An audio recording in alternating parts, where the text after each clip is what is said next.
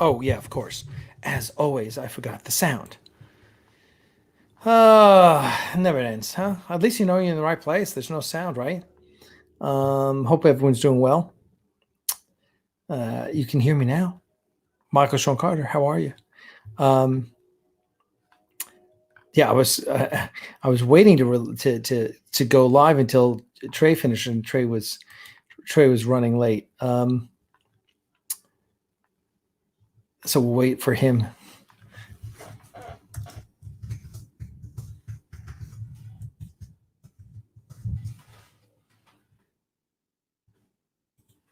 He's showing off his new the cover to his new comic, which is awesome. We'll wait for him to finish up, and for everyone from over there to come over here. Oh my God! It's like, oh, this is hour number 3 of the stream today, huh? Oh, there he is. Oh, there. Let's get. Hello, Commodore Singh. How are you doing today? I'm doing. We got a little Bruce Lee action going in the background there, huh? Well, you know, he was one of my idols. Still is. Oh my God! Yeah. Now, did you? Did you see the recent Bruce Lee movie? Recent. It was the one about his fight against the Shaolin priest. Oh yeah, you know, I think I've seen. Which was that? Are you talking about a snippet from his Enter the Dragon? No, there was what was I'm just looking right now to try and find the name of it. What was the name of it? Oh, it's going to kill me. There was a recent Bruce Lee movie, and it wasn't, of course I saw the 1993 Dragon, the Bruce Lee story, which of course is epic, that Jason Scott Lee, Lauren Holly, and Robert Wagner, which was awesome because I love Robert Wagner. But no, there was a recent Bruce Lee movie. Let me see if I can find. Let's see. What was that? I was trying to link up my my Bluetooth here. Are you okay the way I am now, or should I try to go ahead and get this linked up? Let's see. No, you're fine. Okay, you're looking good, man. Oh, looking good. Yeah. How you doing on this Friday night? I am better now, joining Creative Moments. So, but you all locked away. You've been doing your social distancing and your quarantine and all that. Well, what's very interesting, Alec, is I'm pseudo essential. I say pseudo because I do the vascular ultrasound. So a lot of the beat of my drum has not changed as much. So it's interesting dynamic for me. I'm still running, ripping. So now, is this what you talk about ultrasound? Tell us what you're talking about. So because we haven't kicked it to the point where we can support ourselves financially through the creative industry at this moment in time, I have to pay bills through vascular ultrasound. So I do ultrasound on veins and arteries, not babies or balls, because that was my option.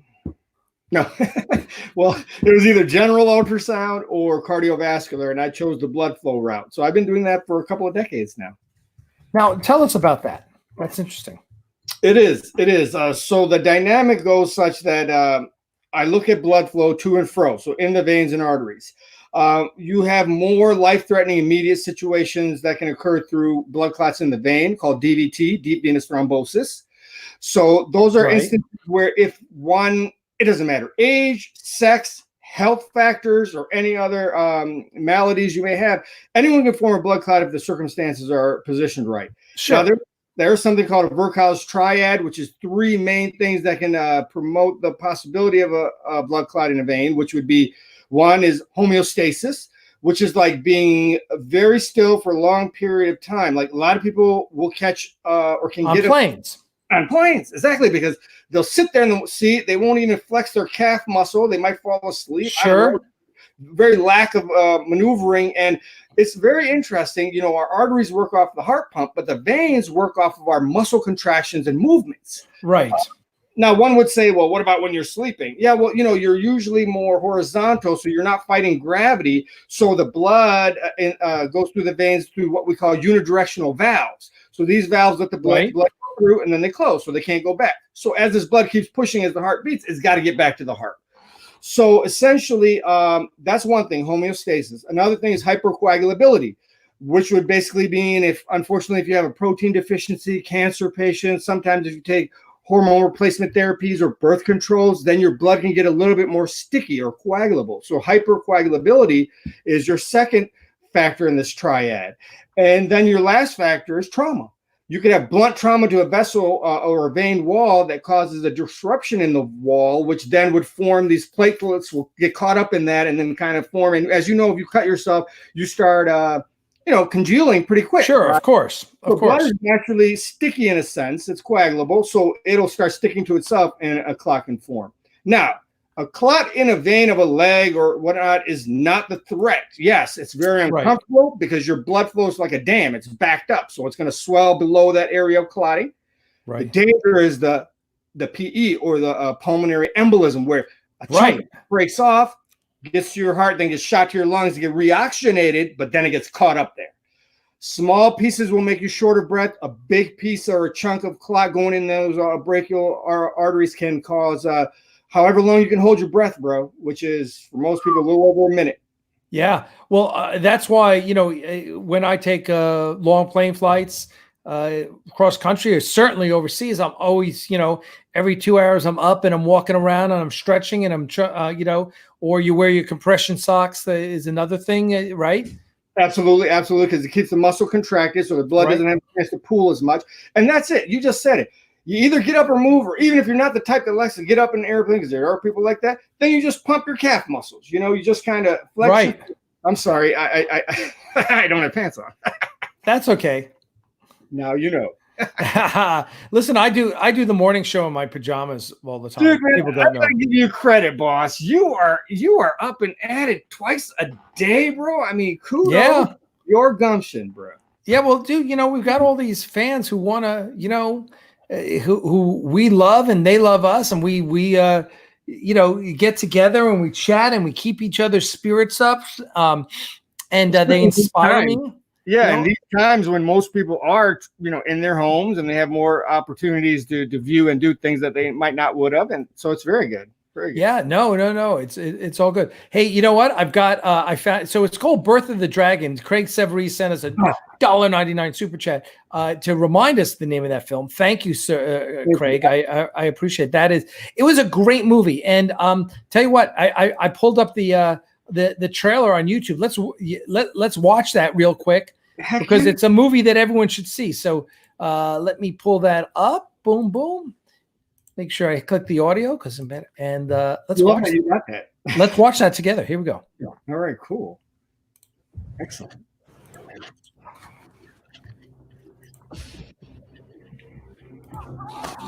Hey!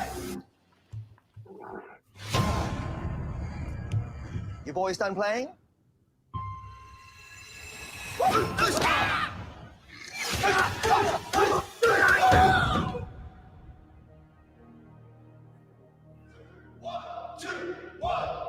This is Kung Fu. You're not training for the Olympics. You're training for the street.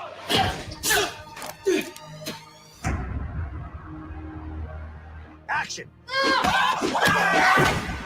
Your master, Bruce Lee! Wong Jack Man. He's leaving the Shaolin Temple to check out Kung Fu in America. People in Chinatown don't like that I teach whites.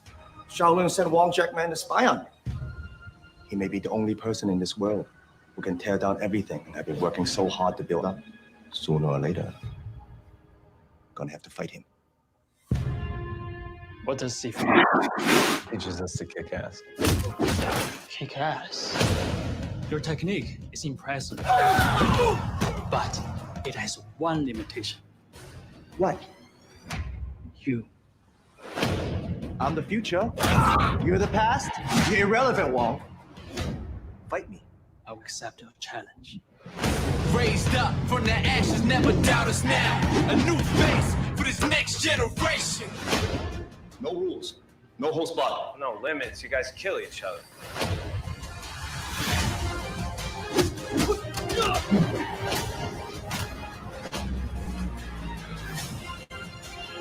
Now you begin to exceed your limits. What limits?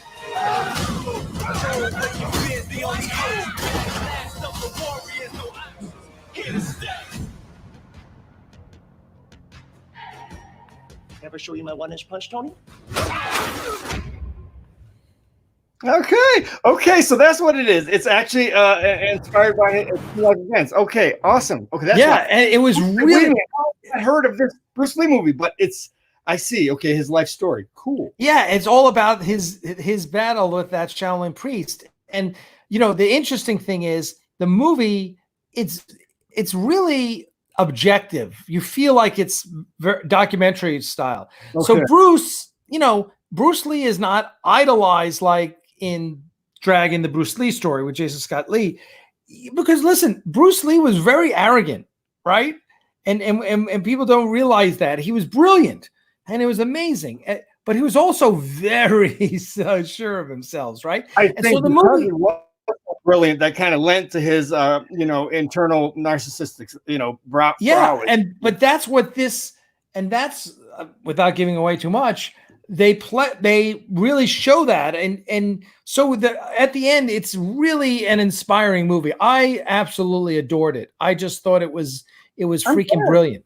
And then it actually inspired me to go back and research this fight between him and the Shaolin master, and find out that, and I never knew, because they hint at it in Dragon, the Bruce Lee story, but it's very fictionalized there. So I went and read, and there was a couple of seminal articles about this fight, and really dug into what really happened, because it wasn't open to the public, and so that's kind of where the genesis of where this movie is, and I think it's really interesting, and so there we go. Yeah, I mean, to go against the Shaolin priest was almost blasphemous, I'm sure. So the arrogance kind of is prevalent when you can imagine him taking that step to say, "What? Let me test you, test me, I'll test you," kind of thing, which is pretty deep from him, because he was also I felt like a naturally spiritual guy, maybe because the energy he could hone in through himself from what he took around, and because he utilized that chi that we don't see but is always there, right? So that's pretty awesome, though. Yeah, well, there's so much to Bruce Lee also, that if we, there was Bruce, the innovator, the martial arts innovator, there's Bruce, the movie star, there's Bruce, the educator. I mean, dude, when you read about who his students were, right? I mean, Kareem Abdul-Jabbar and James Coburn and Steve McQueen, these are all people who studied with Bruce. Right. So there was so many aspects to who he was, that of course made his death such a tragedy, because it was such a loss, listen, Bruce Lee, I always say Bruce Lee is one of the most important people in my coaching career. I coached volleyball professionally. I when I graduated from law school, I went and coached volleyball at USC at Southern Cal and with the U.S. national team. And whenever we would be talking to other coaches, and whenever we do coaches clinics or so on, the two people I always quote were John Wooden, the legendary UCLA basketball coach, who we all studied, and Bruce Lee, because Bruce Lee, the way he created Jeet Kune Do it's a lesson for everyone. The most important saying that I always quote of Bruce's is, absorb what is useful, discard what is not, and add something that is uniquely your own, right? Because that was his philosophy of Jeet Kune Do. Like the creative world too, right? Like right. Yeah, no, it's true. It's a philosophy of life. That really is. It really is. I like that. Listen, for those of you who don't know who Raj Kala is, Raj portrays Commodore Singh, who is who I haven't even seen you daily, so I don't even know if you're any good, dude. Oh, are we not sure? No, no. Paul loved having you on set. He loved he loved what you did, and he said you kicked ass. And I am for excellent. one. Well, then that's all that matters. So what you think is not Right? Yeah. I'm just the executive Paul's producer. giving Screw the me. thumbs up. Yeah, if the director likes you, you're golden, right? And the good news is after we shot last month, he liked what I did too, and I was like, "Whew, thank God," Right? See, so you know what I'm saying. Damn, I'm glad I don't have to redo all of that stuff. That was great. Mm. Woo! I know you had a horse of a load to carry. Yeah, it was like 7 pages worth of stuff. Was Ooh.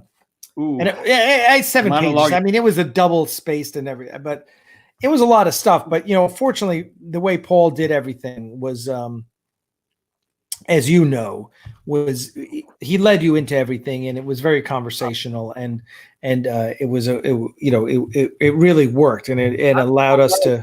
You're good with him and cahoots with him to have him come on board as you have, man, because I know you had the focus in mind and story you were going to tell already, so much so, but to bring someone in like him that you trusted, and then he saw your vision to the fullest extent, then you came together. It was like dynamic duo, Wonder Twin powers activate, form of. Yeah, no, it's great. It is collaboration, but filmmaking is a collaborative process.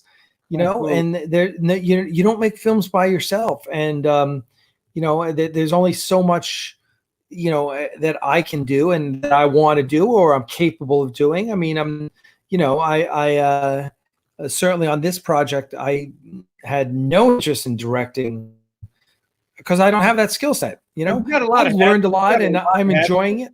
Yeah. But I thank God we found Paul, and thank God he was excited about directing, and all the actors love working with him, and it's been a great process. So yeah. So listen, we had you on the other day. What do we have you on? Morning Trek? Was that what we had you on? No, we did a late night.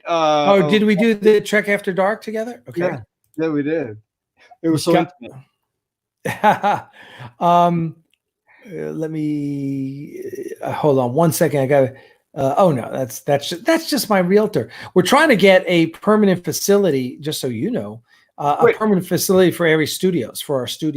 Are you going to be able to move that deck, bro? Yeah, the beauty of that bridge is that it all comes apart.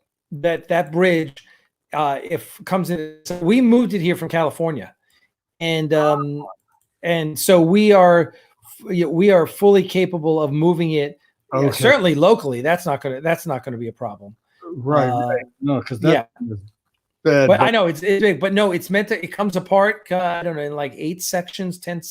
I don't know how many sections. 14 sections. I don't know what. Because it's kind of octagonal, like the way. Yeah. Each piece pulls apart, and we just take a forklift and load it on a flatbed or. Okay. So we'll do it. So I'm working on that right now. We'll see how it is, but the idea is to build a 10,000 square foot studio. That's the idea, and then have a permanent home for it, and then build out more sets and do more stuff. We're real excited about other things that we got going, and so there we go. Let me boot up my favorite photo here of you and me, baby. That's a good one, huh? Today I didn't wet it. When I wet it, I can get it sharper and tighter. But I was trying to. I got home around 8 something. I said, "Man, I got to shower. I got to get this turban. I got to eat dinner, and I got to make sure I catch the message to get the link on." So yeah, I'm having a bad turban day actually. Oh, that's all right, dude. You look awesome as always, man. You look awesome. I'll pay you later. Yeah. Well, thanks to everyone. Listen, good list. I'm glad you got the posters that I sent you. That's awesome. Oh, you have to send. Raj, I need you. Message me your or send me your address so I can send you. We just got the awesome Axanar pins in. Oh man, look at these. Our last conversation, you had mentioned that, and they are so tight. If I would have got them the last time, I would have had one on my turban right now. Yeah. Well, I'll send these out. I'll send you a set. I got a bunch of them. So we got I'll send you out a set. That'll be awesome. And I'll send you, if you want, I'll send you some of the posters too. And I put them up in my room with glory. Yeah, absolutely. I just sent some to Trey McElwain. Where's Trey? McElwain. Well, we love you too, Trey. Trey just finished his stream, and Trey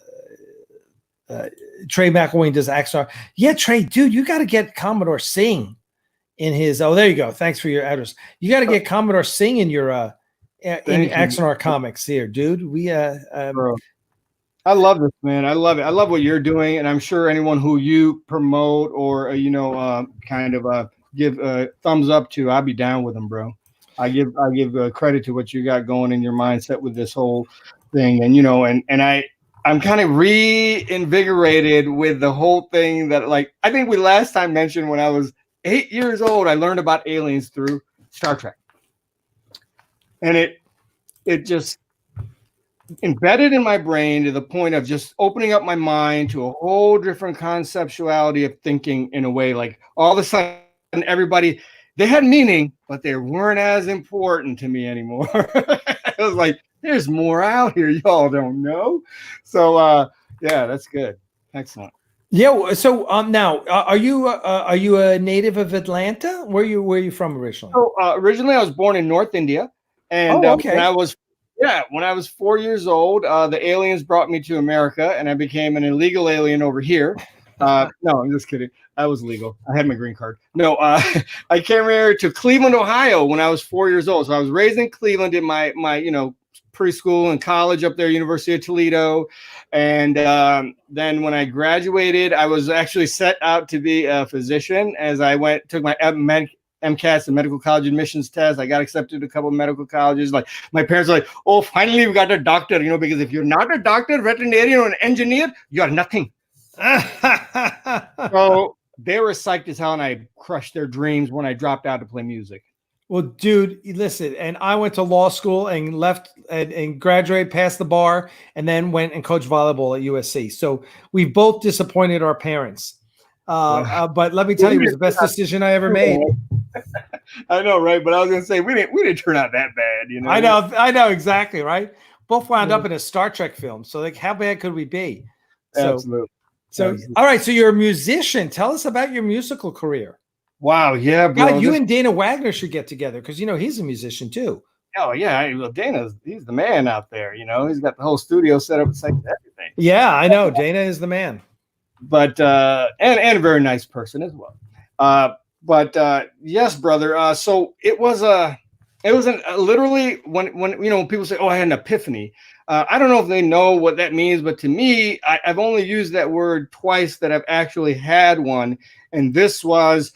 I happened to be visiting Cleveland from Toledo, and a buddy of mine, he was a photographer for a black magazine, and he had a reggae band. And I grew up playing the harmonium. You know what that is, Alec? The harmonium?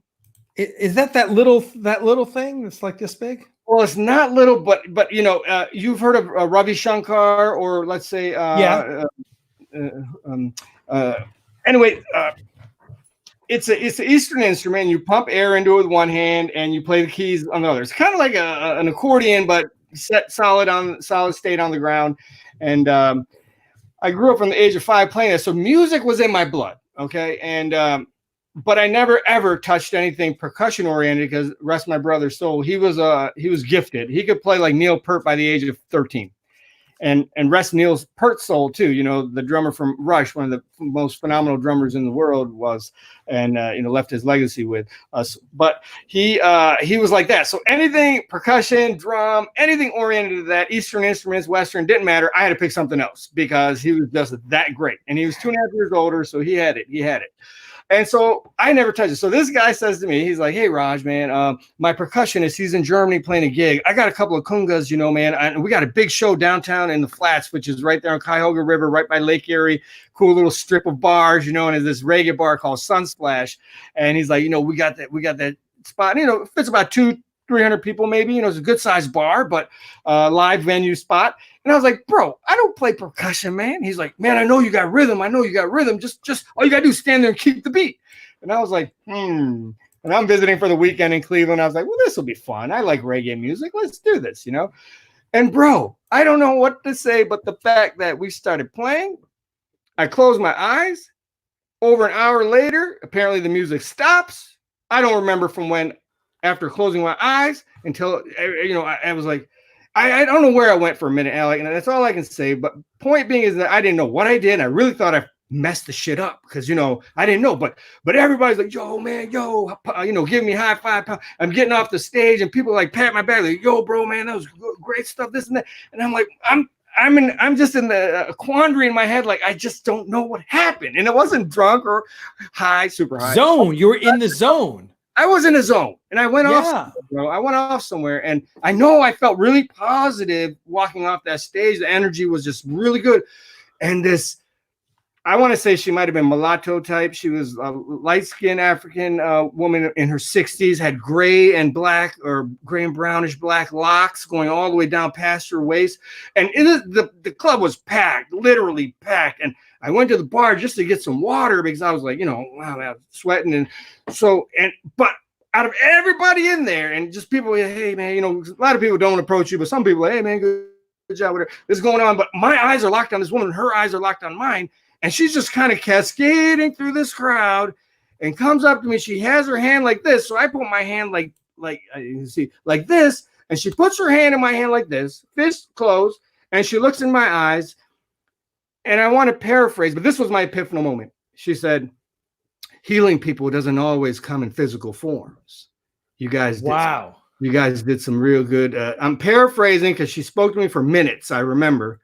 But it was pretty much saying that. And, you know, interesting fact was I got into the field of medicine to help individuals, be it one by one physically.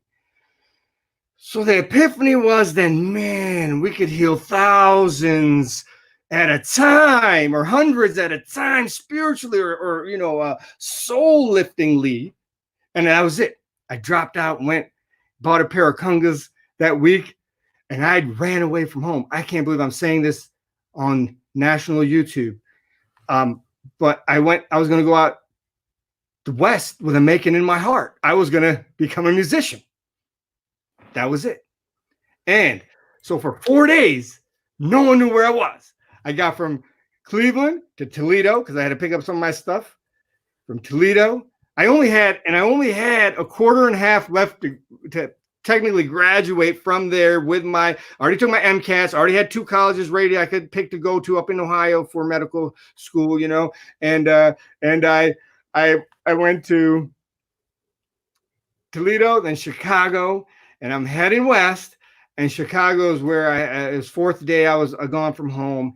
And finally, you know, my buddy that I stopped with kind of broke me down. Like, you need to at least let your pops, your family know what you're doing, man, at least, you know. And I thought about it and I kind of got back into my senses in the sense that, yeah, this isn't going to work forever. I got to let them know I'm okay or whatever. And it was interesting, Alec. My dad, I only saw him cry twice in my life. That was when his mom died and when his dad died. And then the third time he cried was on the phone with me. So, wow. Yeah. Wow. Yes. And that messed me up. And so I ended up coming back home. Well, I come back home. My brother's in Atlanta at this time. This is 1990, end of 90. And he's in Atlanta. He's a businessman. He had a gas station, sold it, bought another gas station, sold it. Then he basically bought this liquor store, which is right there on Howell Mill Road, right by the water plant in this corner spot with this weird shaped building that it's changed now. But this is back in the early 90s. And he was doing really good. I know exactly what you're talking about. You know what I'm talking about, right? And they did the whole new stuff behind there. They built those little plaza. And where right isn't Taqueria del Sol there? Yes. So that one corner spot used to be a liquor store back in the day. Yes. He owned that. Oh my gosh, that's hysterical. I remember it from we had offices on the other side of 75, right there behind the McDonald's and the post office there on Howell Mill.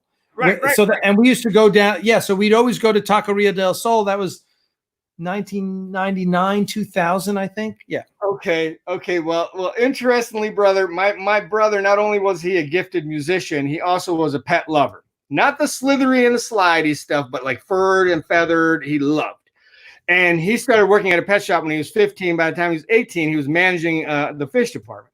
So his dream was always to get a pet shop. So lo and behold, how creator works or the higher powers or the frequencies flow, he finds out, he's like, what the hell are you doing, man? You know, shit, dude, you know, where you been? This and that. You could have called me or whatever. I was like, yo, man, I was trying to figure my shit out. I was going to do this, that. He's like, all right, look, just take a break. come down to Atlanta. I'm ready to sell this liquor store because he had made good money. He's like, I'm ready to sell this liquor store and open up my pet shop. And you're going to help me. And you know what? There's a good music scene down here too. Come on down. Yeah. By the way, I'm going to cut you right now. I'm going to interrupt you for two reasons. One, I want to say thank you to Free Positive Energy for his $5 super chat. Thank you so much, bro. That is truly awesome of you. Thank you so much. And then, although I don't want to steal your fire, Free Positive Energy, because we really, and I'm glad he's excited about Axanar. Thank you. Thank you, sir. So am I. But here's the other really cool thing.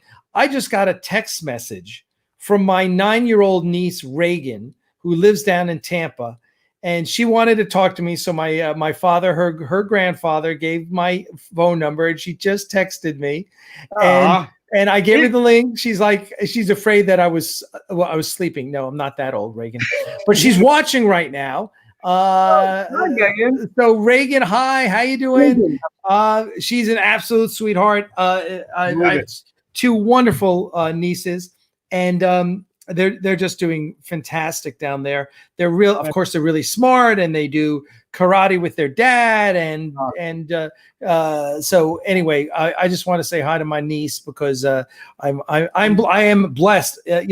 I have two wonderful nephews. One of whom was on Dalton, who was on the other day on this stream, who's out in LA now. Dalton and Graham, my two wonderful nephews, who are both in their 20s, and then my two nieces, who are, I guess Reagan said she was 9. And so that's good. Reagan, thank you so much for checking in and saying hi. I love you, and I miss you. So, okay, a little family call out there.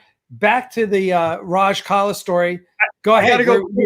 So you moved to Atlanta. Yes. Imagine now there's a lot of dynamics that went on in between all this time, but I'm Cliff Note versioning. And so I'm like, hey, what a brilliant idea. Cause he's like, take a break. You go to university down here, finish up later, whatever. Just come on down. Don't go crazy going somewhere where we don't know. And he's my only sibling I had. And, it was like perfect. Cause I was the one who grew up when he was in the pet shop. He would bring me home scorpions, tarantulas, Colombian red-tail boa. I kept the creepy stuff. I was weird like that. And I loved it. So he was like, I'm going to take care of the fish and the feathers and the furs. You take care of the reptiles. I was like, done. So we opened up the pet shop in Union City in 1991. We ran it profitably for 12 years. Wow. And meantime, between time, I'm doing the pet shop. I'm following the music scene. I got with a few bands here and there. Then I got with this reggae band for about 6-year stint. I was with this reggae band, and we were really ripping it in Atlanta culture scene as a original and cover reggae. But most of our stuff was original, but we did roots cover stuff and loving life because I was a percussionist now. Lo and behold, that was my thing, right? And loving life and doing the do and taking care of the animals and pets in meantime. And then who walks in one day in 1998 was Outkast. If anybody knows, that's one of the most profound hip hop bands from the South, and also I think one of the most innovative bands to bring real music into their hip hop scenario. And also they rapped about deeper stuff than your flaky I got this money and that ass and I got that car and that shit and my gold and this and whatever. They were a little bit more conscious, and I was like, I didn't know them because I was so deep into reggae. But so they come in to buy something, Big Boy does it, but both of them are together and they have a few guys with them. And what should have taken me 30 to 45 minutes to sell this brother 55-gallon fish tank with the works took about an hour and 45, 2 hours because of people running in and out getting their autographs. And I'm thinking, who the heck are these dudes? I have no idea. So as they're getting ready to leave, I said to the dude, I say, Big man, I didn't know his name at the time, Big Boy, but I said, hey bro, what do you guys do? Who are you? Like, and he's like, oh yeah, man. He was real nonchalant. Hey man, we're Big Boy. Yeah, we had an album, Southern Playlisting, and we just finished ATLians, and we're about to work on our next album. I was like, oh, by the way, I'm a musician too. And they're like, oh really? No, get out. I was like, yeah, percussionist. Oh, okay, give me your number. Cool, give them my number. I don't think anything of it, but I looked them up, and I feel like I want to put my foot in my mouth because, both their albums they dropped went platinum, and they're working on their third album now. And I had no idea, or I didn't at the time know them as well as I lovingly do now. But so a month and a half, 2 months later, I guess, 1:30 in the morning, I get a call. What are you doing? I'm sleeping. Who's this? This is Big, man. We're in the studio. Can you come through? We have an idea. And by that time, I was like, give me the address, right? So I jump up by 2:30. I'm at the studio 2:30 in the morning. Oh my God. Yes. And they're a Doppler where, Usher and TLC and all these people, multi-million-dollar studio. First time I've ever been in such a magnanimous studio. And I'm like, already, thrilled to heck. And I lay down some tracks, ripping it. And I didn't know. Once again, I closed my eyes and started playing and went into a zone. And then when I opened my eyes, because I told them to turn the lights down to almost where it was dark. They're like, man, can you even see your stuff? Because I knew I had 3 congas here and I had bongos here. I knew where my stuff was going to be. So I just did it. And then I opened my eyes, and in the studio, I could see where it was lit up. They're all high-fiving each other, and I, get my headphones off, and I go back in there, and they're like, yo, man, when we go on tour, you're a percussionist. And I was like, wow. Bet. So that took off my professional music career, bro, and it was great. I've been on 3 of their albums as a percussionist. I toured with them from '99 when Aquemini dropped all the way to the early 2000s, and that's when I jumped back into ultrasound because I had a child that was getting a little older, and I had to get a real job. So, because I got paid great, but it was like 3 weeks here, off a month, 2 weeks here, off a couple of weeks. It was a very sporadic as far as that goes. But that's how I became a professional musician for quite some time. And I still do studio session stuff every now and then. I'm still looking to get back in that mix as well, hopefully here in the near future. And ultrasound was my mainstay after that. And then my brother passed away, and I had this Pavlovian response. We still had the pet shop, and every time I put the key in the lock, I go into like a depression, man. It was really challenging. I could talk about it now. It took me a couple of years to even be able to talk about stuff, but it's been almost 2 decades. And so, but it was so tough, man. So I ran it for about a month like that, and then I closed it all down. The pet shop was closed after 12 years, and then I got hard into the was the music mainly and the ultrasound, and that's the story. And that is a heck of a story, sir. Wow, that is really great. Now, do you stay in touch with the guys that you played percussion for? Yeah, I just talked to Big Boy like day before yesterday, and then Andre, he's more in LA doing his acting. He's actually doing, I think, some producing as well, but he's on a show and he's working on some things. And I talked to him about 2-3 weeks ago, maybe, and he mentioned to me, he's like, man, I'm working on some stuff, man. I want to call on you. I was like, call on me, brother. Call on me. Wow, that is awesome. That is awesome. Yeah. By the way, I'm messaging with Reagan, my niece, again, and she reminds me that Skylar, her older sister, is 11, and because I totally forgot how. No, right. I forget. So anyway, Skylar's the other one. I don't want to forget her. Nope.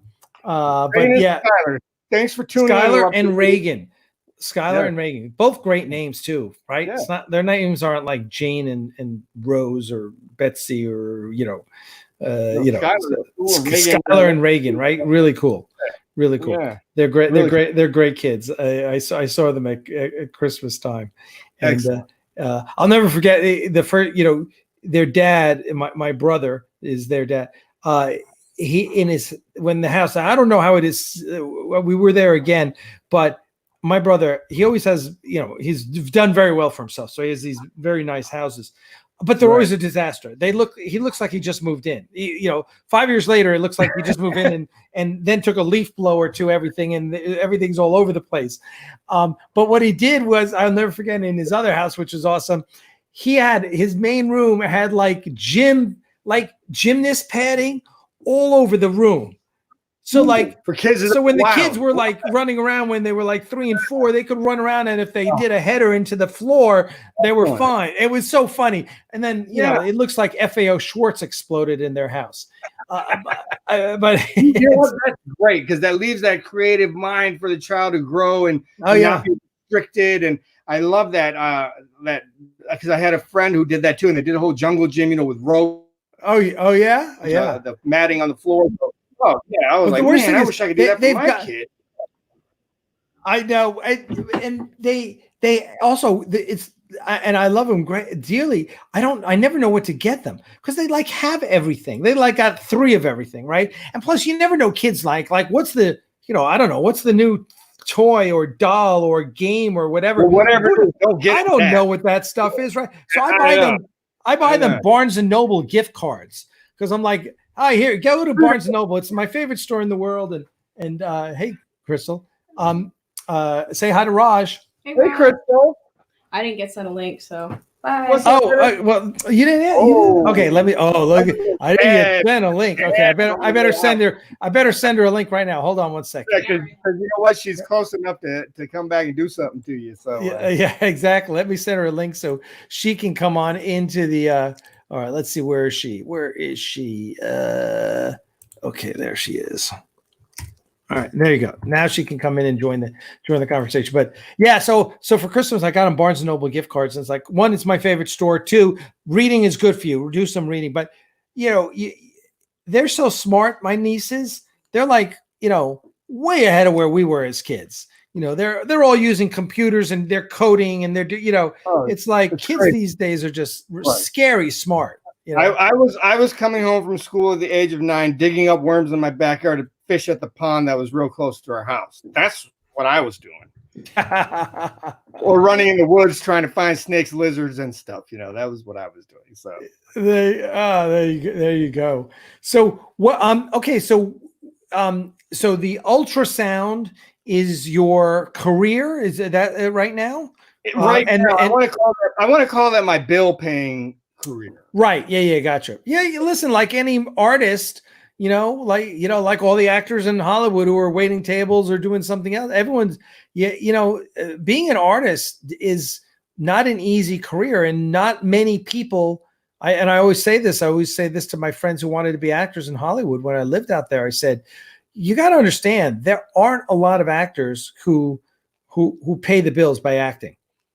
Although even actors you see on TV, sometimes you'd be amazed.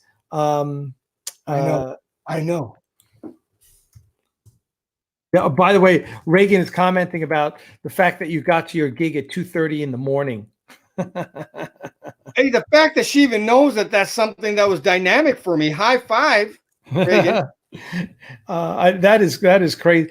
2:30 in the morning. Yeah, I've been asleep for like 2 hours at that point. Well, they called me at 1:30. It was a 40-minute drive, but it only took me 20 minutes to load up my skins, my drums, and I was out the door, bro. I mean, I was so ecstatic. I was really sleepy, but when I found out who was calling me for what, you're wide awake, right? I was like, I just drank I know that. Espresso. Let's go, Right, exactly. Water and load the skins and gone. I was like, I'm not gonna let them wait too long and be like, oh, he ain't coming or something. Well, hello. I love the ears. You like those headphones? Look at that. Those are her $150 Ariana Grande headphones, which light up like all different colors and. Yeah, they're crazy. I feel like I need some ears on my turban now. That's pretty cool.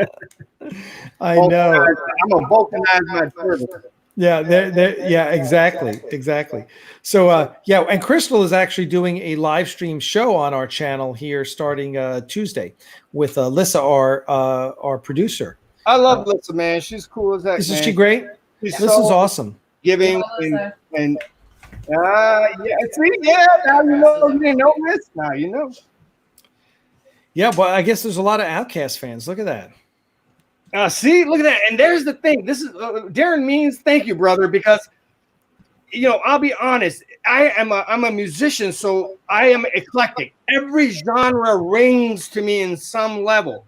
The rap was slightly difficult for me. I mean, I love the rhythms and the, but a lot of that's syncopated. But when Outkast came, when we toured, Alec, back in '99, we even toured with Lauryn Hill. Okay, we opened up with Lauryn Hill for a good 3 months. We did all the House of Blues. That wasn't with Lauryn Hill.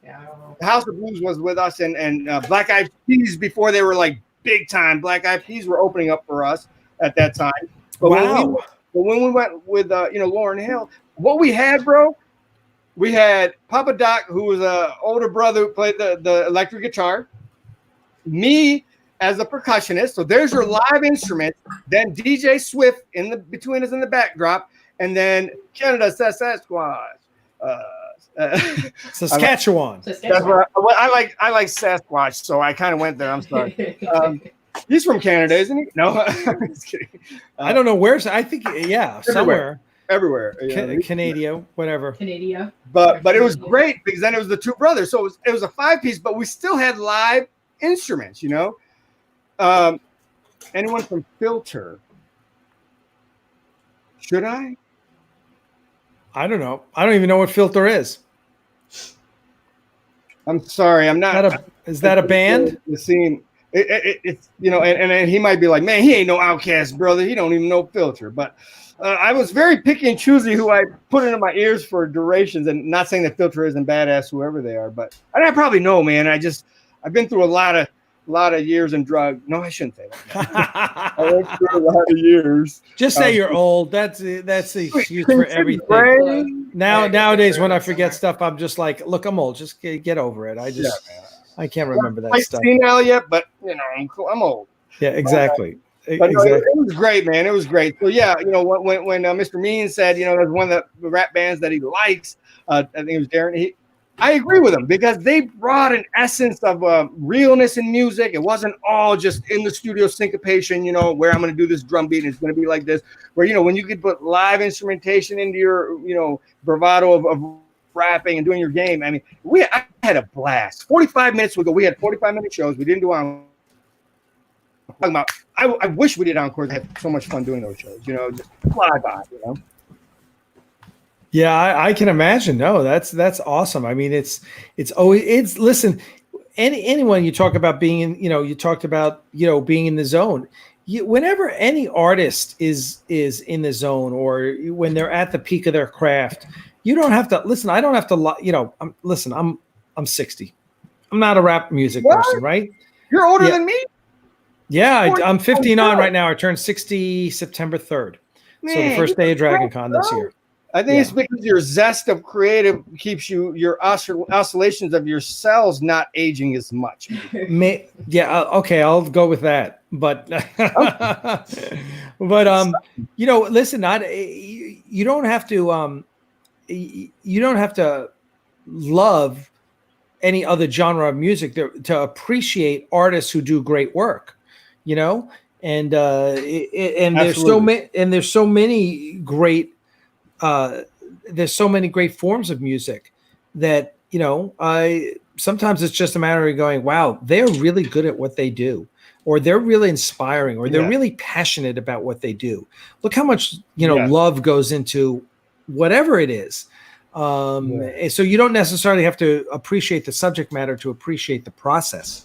No, I agree. When people are naturally gifted, or when they have that essence to them, that it's natural, like you said, then it's hard to not appreciate it at some level because it's so real at that point. It's not contrived or pushed to be something, and I love that. So, by the way, I guess Reagan heard me talk about Barnes and Noble gift certificates, and she writes to me, money. That's what Skylar and me like. In other words, kid's 9. It's hard to find what they want at Barnes and Noble. Shop, though. Even if it's at Barnes and Noble, just like you do, it's one of their favorite stores. Yeah, I know. But it would be nice. I remember watching after kids that age, and all they wanted was to be able to walk into a Starbucks and buy their own coffee. Yes, 9, 10 years old. That's what they wanted to be able to do. They wanted it in their bank account so that they could anything, whatever. Let's walk around the mall. I can get this. I can get that. As much as they love books, but yeah. Yeah, Listen, well, let's see. So Skylar is 11. Yes. Is that what she said, Skylar? So Skylar's 11. So okay. So in about 4 years, my brother is totally in trouble. Thank you. Yes, I want to use the right word because I got my 9-year-old niece watching this show. He's already in trouble. Oh, good. Thank God. Thank God. It couldn't happen to a nicer guy. Yeah. Right. For the record, I'm only about 20 years younger than Alec. I'm significantly older, apparently, than I look. Apparently. Yeah. What? You're significantly older than 40. You. Oh, yeah. You're older than you look. Yes, you are older than you look. Okay. Yeah. The first time a couple of years ago. I thought you meant the reverse of that for some reason. Huh? That was what? I thought you said something antithesis of that. Reverse of that? No. I'm saying, I look significantly. Yeah, so our first Dragon Con together, I take Crystal to Dragon Con. So this was 2000 and Oh, God. 16. We started dating. 2016. So Who were you? So you were Crystal? 34 then? 34, 35. 34, yeah. 35. And my friend Curtis, who I've known for 20 years, is one of my best friends. I introduced him, and then Crystal like goes off to get coffee or something, and he's like, dude, how old is she? Like 21? I'm like, no, she's 35. What are you talking about? You know? You should have said, yeah, bro. How you like me now? Dude, we could do a whole show on every comment that was made when we started dating. That mostly was cleared up once people realized I was not that young. But predominantly women, had very judgmental things to say to him. Shocker. And I got so many comments from random men. I remember one guy I almost punched in the middle of a restaurant who, oh God, that was horrible. This was when we were in San Diego and we went to one of those 24, it was San Diego. It was one of those 24-hour diners. Yeah, I remember which one. You remember this? We were sitting together and we were still in the honeymoon phase, so super PDA, right? And he keeps staring at me. This kinda guy like this? over. Kind of like this. Yeah, like that. Like I was totally in your lap. I really was. But we'd been out like all night, and this guy was sitting in a two-top with another girl, and I couldn't tell what the relationship. By the way, call mom into the bedroom. I couldn't tell the relationship with him and the other girl, but he was out to dinner with an attractive girl who could have been his sister or his girlfriend or whatever. It doesn't matter. You're out to dinner with somebody else. Why do you keep looking at us? And as we went to leave, he says to me, as I walk past like this, like looking at me, but side-eyed, like, you could do better. Dude, I almost decked him. Oh, see, look at that. She was ready to punch in the middle.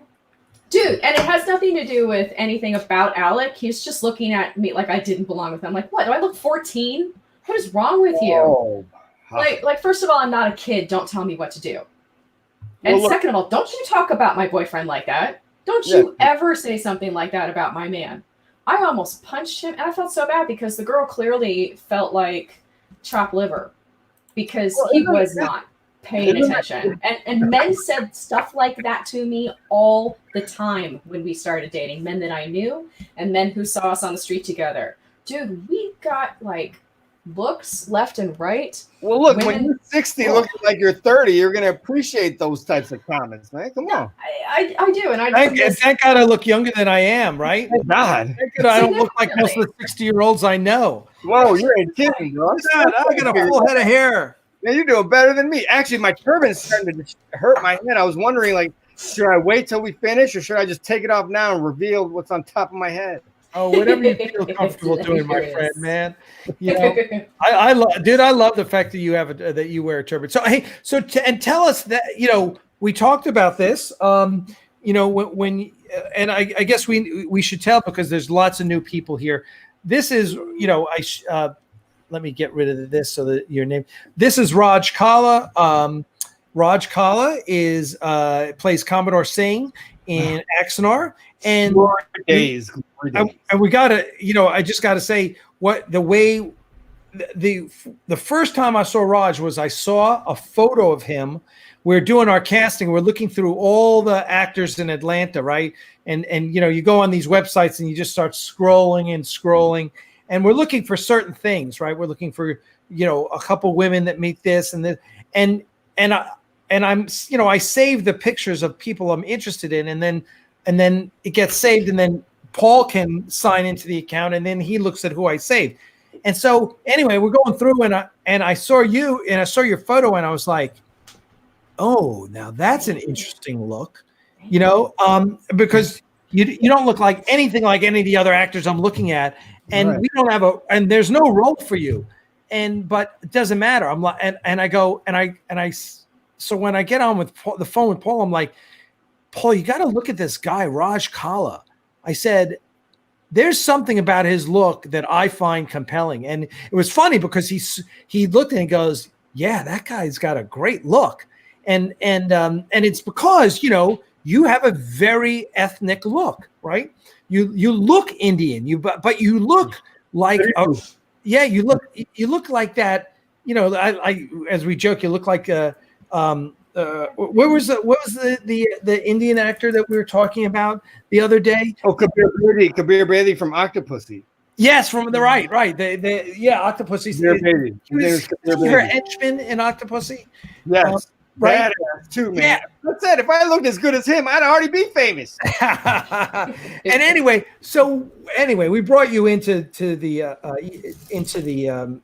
audition, and the thing you were reading for, just it wasn't right for you, and it wasn't the right part for you. Yeah, and it was really cool still to me, just to have the opportunity to be, again, Alec, and I didn't mean to cut you off. No, go. The part for me to have been given that opportunity was like, I try to put things together, and and Nichelle Nichols, she was the ethnic person in the original series, right? The series that attracted me to, I think, Star Wars to the point where it left a lasting impression on every cell in my brain, and I did drift away from Star Trek for quite some time, and because of various reasons, I mean, my culture, my life, my this and that, it wasn't that my culture said don't watch Star Trek, but just TV in general, things. And but so then, then what was it? And then Deep Space Nine, Avery Brooks, a brown, Commodore. And then, so again, it was like, for me, we had limited touches and traces of ethnicities in this world. So the fact that looking like I do with a beard and, the hair, and I was like, why? But okay, let's see what we got going. It excited me. It reinvigorated my my vibes and my when you're young and things like kind of stick with you for the rest of your life, everything, but certain things. So that kind of got rejuvenated in me, and started trickling up, interest and excitement for it. So yeah, and I didn't mean to cut you off, but I was very excited to have the opportunity to even, come on set and audition for something. So yeah, no, it was great. And what happened on set was at the audition was I just realized, look, Raj isn't the role for him, right? And so I reached back and I got Brianna's script and I ripped out a couple pages that I thought were, I think they were J.G. Hertzler's lines, and I gave them to you and I said, here, can you read this? And because that's what I wanted. And then you did, and I was like, we're going to write something for this guy, and Paul felt the same way. Paul let me go with it, and he kind of, he knew I knew what I was doing, and afterwards I'm like, yeah, with Raj Kala, I said, we got to write something for this guy. And he was like, yep. He goes, yeah, he's in, and I was so excited because that's how we got Kate Vernon to do Sonia Alexander. Was that I met her, I talked with her, and I walked away from her going, I got to cast her. We got to figure out how to use her. She's an inspiring presence, right? And that's what you want, because it's you have those presence, that presence shows itself on screen.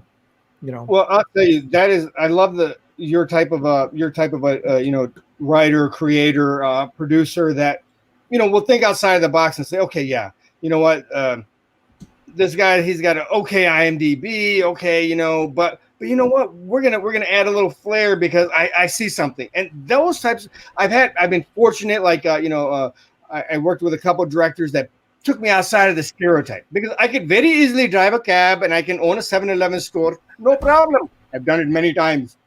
I probably own more stores than the Patels, but but point being is, I like comedy, I like horror, I like drama, and I'm kind of stereotyped in the bigger, let's say Hollywood, or the people who cast typically based off of character look, based off of what they want for that. And it makes sense because that's what they're trying to portray. But then that's all they look for, is that in you as they see you. But which that is what I love when someone says, you know what, we're going to push this and see if this guy can pull this vibe, even though it's not typically how the look would be for it. So that was one of the things I love in movies or TV shows is when they take an actor who you get used to playing bad guys, because a lot of characters, a lot of actors, you get used to them playing bad guys, right? For whatever reason, they typecast a person as a bad guy, right?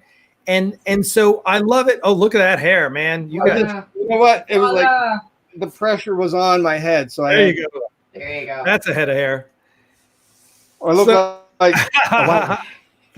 So I love when they take that actor and they make you think he's a bad guy, and then at the end they switch it around and you find out, oh, he isn't the bad guy, he's the good guy. He was right all along. And that is powerful. That is because that's changing expectations. And I think the more you go against expectations, the better. I love that. And yes, you're absolutely right. Those kind of twists or makes people kind of shift their paradigm even, because then they'd be like, okay, this guy typically should talk like this or that, and even though, I had a little bit of an accent, I think, but, it was more like that regal type. I come from a region or a land and, I kept it together as a ship commander. Area for all of this. What's that, Crystal? I blame his area for all of this. Great. So, well, good. Well, listen, I want to thank you for joining us tonight. As always. Can I show you something? Can I show you something? Okay, so this is the thing that I had on under to give a little bit so you don't see the hairline there. Gotcha. But this turban, bro, it's like the material. Like people don't realize how much material is in this thing, and I'm gonna do this. Wow. Let's see. That's a dress. Wait. Wow. Wait. Let me keep going. And look, it's like this wide, right? Yeah. And then it's like you can see how long it is too. Wait, so you mean that the turban isn't just like a pre-built round thing that you just stick on your head and that's it? No, bro, I tied this in 10 minutes so I could be on time for this call. It's a lifetime skill. I tied it so tight that one of the wraps was pressing on my head this whole time. Oh no! So if you saw me doing like this and pulling and pushing, I was like, oh gosh, I don't know if I can take this much longer. Well, we're glad you stuck with it, my friend, because you look great. You look fantastic.